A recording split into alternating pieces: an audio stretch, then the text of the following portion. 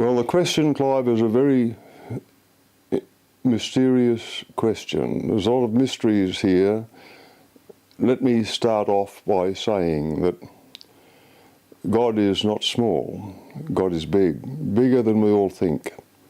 And in the Quaker way of thinking, we have a direct communication with God. Now, I'm an engineer, and let me give you some idea of the scale of things that we're talking about.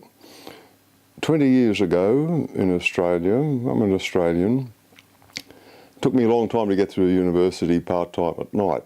When I first started off, they estimated the size of the human brain at 20 times the size of Sydney Harbour. Of valve-type technology, the current estimate is something in the order of 100 times the size of Sydney Harbour of close-packed solid-state circuitry. That's the size of the human brain, and that's something of the dimensions of the problem that you've put.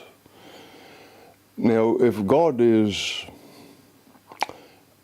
able, or if God made that brain, or had,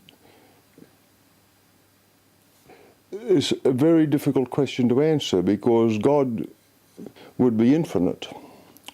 So we're dealing with an infinite question. That question is a very mysterious one. So what I think is that if God made that brain the way it is, there'd be no question in my mind as an electrical engineer and designer that God would want to communicate with it. And so there's a communication system built in. That's what I think. And that's an engineer's understanding of probably what happens when I pray. I'm assuming that that model has probably got some truth in it, and that when I pray directly to God,